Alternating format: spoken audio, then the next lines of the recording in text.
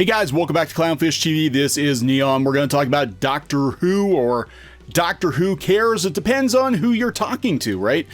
Doctor Who Cares. I kind of like the sound of that one. So the media is kicking a dead horse, hoping it will regenerate into an interesting new show or more interest in the show. I don't exactly know where Doctor Who goes from here. They've pretty much pissed off at least half the fan base with the Timeless Children. The massive rewrite to Doctor Who history that the media is still trying to defend. They're trying to defend the Retcon. Of course they are, because, you know, they want access. They're the friendly media. They want access. Really interesting. We're going to talk about some of the other Doctor Who news or non-news popping up since the fallout, since the premiere of the Timeless Children. This I thought was pretty funny, because we're seeing a pattern here. Roblox is going to do something with Doctor Who. They're bringing Jodie Whittaker to Roblox. So they're going to market Doctor Who to kids. Roblox is very popular with a lot of kids and teens. But what's funny about this is the Doctor, the 13th Doctor, or the 1113th Doctor, whatever the hell she is now because of the Retcon, is also going to be accompanied by David Tennant's Doctor with a TARDIS backpack, because that's, you know, that's very hip, right? This is not the first time this has happened. It's almost like they need to make sure they shoehorn David Tennant in here too, because when Build-A-Bear brought out their Dongalicious bears, right? The Jodie Whittaker bear, she's accompanied by the David Tennant bear. So clearly, they understand that David Tennant's Doctor is infinitely more popular than Jodie Whittaker's, and they're sort of using him as a springboard. Now, I hope to God they don't do what we'd heard about before, which is they were going to have David Tennant make an appearance on Doctor Who just for Jodie Whittaker to dress him down, to shame David Tennant's Doctor for his toxic masculinity. We've heard that. You know what? I thought it was pretty far-fetched, but I thought it was far-fetched that they were going to completely rewrite Doctor Who, and oh my God, they did it. They absolutely did it. So what I really wanted to talk about was how the media is trying to excuse the unforgivable, the massive retcon that was the Timeless Children, that upended almost 60 years of Doctor Who lore, Doctor Who canon, and they're trying to say it's okay. They're just carrying out the Cartmell Masterplan. If you're a Doctor Who fan, you may have heard about this, that they were actually going to explore the origins of Doctor Who back in the 80s, that they were going to show that the Doctor was more than just a Time Lord. The Doctor was actually one of the originators of Time Lord Society. So according to Screen Rant, Jodie Whittaker, being not Gallifreyan, but being a little girl that fell through a portal that has had numerous infinite regenerations that gave regeneration to Time Lord Society. Oh, I'm sorry. Didn't give her regenerative powers to the Time Lords. The Time Lords stole it from her because she was a little POC girl who had something very special, and the white Time Lord lady stole it from her and used it to found Time Lord Society. And still don't know where they got the time travel thing from, because they clearly didn't know how to time travel back then. But they're trying to say, now the media is trying to say, that the Cartmell Masterplan has been made canon now by the massive retcon that was the Timeless Children. And that's bullshit, because that's not actually what was going to happen. While it was teased that the Doctor was going to be more than just a Time Lord, things went down very differently from how Andrew Cartmell saw it. And here we go. For all the complaints many fans made that Chibnall was trying to change too much of the show's mythology, most of what he has done falls perfectly in line with a rejected idea formulated by script editor Andrew Cartmell that would have changed Doctor Who in a similarly radical fashion. While very little of the Cartmell Masterplan made it onto the air, portions of it would later find their way into the Doctor Who novels of the 90s. Lungbarrow, I think, was what they're talking about.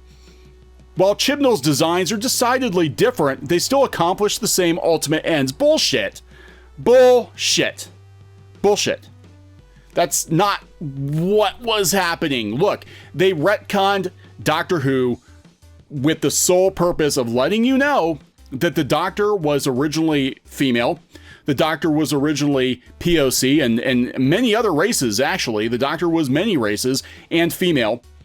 to let you know that Time Lord Society was started by women. That's the whole purpose of this. It had nothing to do with carrying out the Cartmell Masterplan. I don't even think Chris Chibnall knows what the hell the master plan was.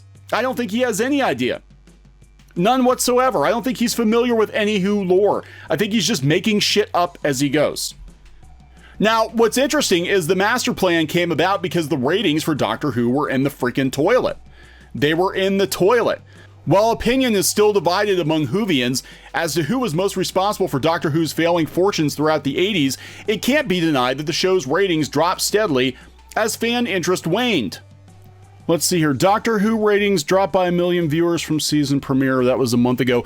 Doctor Who's ratings, The Timeless Children, was, I believe, the lowest rated episode of Doctor Who since Who came back on the air in 2005.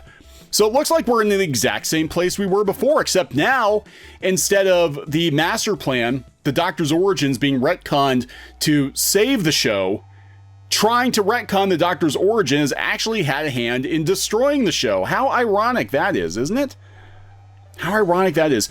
Enter Andrew Cartmell, an inexperienced author and editor. Inexperienced. Chibnall doesn't have jack shit experience with Doctor Who, as evidenced by his 2 seasons. He was hired on as Doctor Who's script editor for 24. Season 24 came on with Sylvester McCoy. He had an unusual take on why Doctor Who was declining in popularity. To Cartmell, the issue was not that there was no place for the Doctor in the modern world or that the show looked too low budget. The problem was that the sense of mystery which surrounded the Doctor and his race, the Time Lords, had been slowly eroded by stories like Arc of Infinity and The Trial of a Time Lord, which turned the once unknowable guardians of time and space into a group of squabbling bureaucrats in robes and funny hats. And I think that's why Russell T Davies decided to get rid of the Time Lords when he brought the show back. Like, yeah, let's just put them in a time lock and be done with it so we don't have to deal with them and their stupid hats. Worked well until the 50th, right? So the ultimate goal of this master plan was the revelation the Doctor was one of the Time Lords' founders. Okay, that's about the only... Well, here's the thing. Whittaker's Doctor, this Doctor, little girl Doctor, whatever the hell she wasn't one of the Time Lords' founders. She had like regeneration rape. They took her powers. They killed her repeatedly. They took it from her. They stole it from her. The original master plan, the Doctor was supposed to be another character called the Other, which was one of the 3 founders of Gallifrey. All this is out the window now. We were supposed to have Omega, Rassilon, and the Other, which could have potentially, possibly been the Doctor. They've thrown it all out the window. Now we have random science woman murdering a little girl repeatedly, and that's how Time Lord Society was founded. This is not the master plan. This is the opposite of a master plan. This is like remedial reading. I don't know what the hell this is, but the media is making excuses for Doctor Who. Radio Times, owned by the BBC. Doctor Who fans have voted for their favorite Series 12 episodes. The results may surprise you. Look, everybody loved Fugitive of the Jadoon and the Timeless Children, where we changed everything. Look at that. According to our viewers, they love those episodes. Fugitive of the Jadoon, which introduces a new Doctor that was never mentioned before, and Timeless Children, which rewrites everything. But I think at least most people can agree that Orphan 55 was bullshit. There we go. So Jo Martin insists that she won't be the next female Time Lord. See, this is after fans lashed out at that shocking reveal. No, see, they're trying to bait you. This is Daily Mail. They're trying to get you to be like, oh my God, she's not coming back because, everybody had a shit fit. No, that's not actually what's going on. She said she will be back next season. She's coming back in Series 13. And I bet what they're going to have her do, I bet they're going to have her regenerate into William Hartnell. Just to drive the knife in deeper, because there are some theories out there that this is all ruse. This is a lie. The Master is lying. There's another theory out there. It's actually a pretty good theory, and it's too smart to be true, that the Timeless Child is actually Susan Foreman. That the Doctor sort of traded places with Susan and tricked the Matrix into thinking that the Doctor was the Timeless Child, and it was actually Susan. And so they explained Susan. I don't think they're that smart. I think it's exactly what we see here, and I think she's absolutely, probably, maybe, we'll see, gonna regenerate into William Hartnell. She's got his TARDIS. That might be because they had the set. Is this the same set they used for Adventures in Time and Space? I don't know. I don't know. So, yeah, they're going to keep doubling down on this, guys. Doctor Who, Revolution of the Dalek Star drops hint about challenging and interesting festive special. That they're going to have Daleks with different voices. Probably Daleks with different gender identities. Daleks with tits. Yes, we're going to have Daleks with tits. No, I don't know. I don't know what they're going to do, but it wouldn't surprise me at this point. It wouldn't surprise me at this point. We already had human Daleks. That was really freaking weird. Women with Dalek eye stalks growing out of their heads. I thought that was kind of strange. So I don't know, guys. I don't know. But speaking of Doctor Who merch, before I go, I gotta show you this. I was wondering, we did the other video, and I haven't really been keeping tabs on Doctor Who toys. All I know is that most places I go to that historically have had Doctor Who toys are no longer selling them, but they do have a Jodie Whittaker figure on Amazon. So this is kind of funny. And then you start looking through the photos and you're like, okay, it's Jodie Whittaker, Doctor Who. There we go. She's on the card. And oh my God, that's her. What is this? Yes, we have a tiny woman action figure with what looks to be a giggle stick. Yes, I don't know what's up with this. But she's got 4 stars. She's got 4 stars. So for $15 on Amazon, I'll put a link in the description if you want her. You can have your own Jodie Whittaker action figure with battle action giggle stick. What is it with this screwdriver? The Build-A-Bear 2, it looks like a dong. This is a children's toy with a dong. Balls, veins, there's the tip. I mean, I'm sorry. That's maybe my mind's in the gutter. Maybe my mind's in the gutter, but, come on, guys. Seriously? Putting the screw in Sonic Screwdriver, I guess. I don't know. Okay, guys, I'm going to leave you with this video. This was actually sent over by our friend Christian, who is the host of The Legend of the Traveling TARDIS podcast. I'll put a link to that in the description.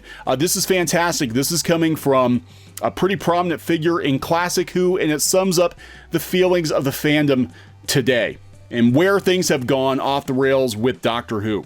But one old hand from Gallifrey cautions that the Doctor and politics don't mix. If you're concentrating on putting over a political message rather than on doing a really good show, I think there is a danger. Maybe you can do both, but it would be hellish difficult. And I think there's maybe a danger that the show wouldn't be as good as it could or should be because you're not looking at the right aims. Hey guys, thanks for watching Clownfish TV. Please consider supporting the channel. Go to clownfishsupport.com. That's clownfishsupport.com. And if you want to join our community, go to clownfishtalk.com. That's clownfishtalk.com. Please subscribe, ring the bell for notifications. We will talk to you next time.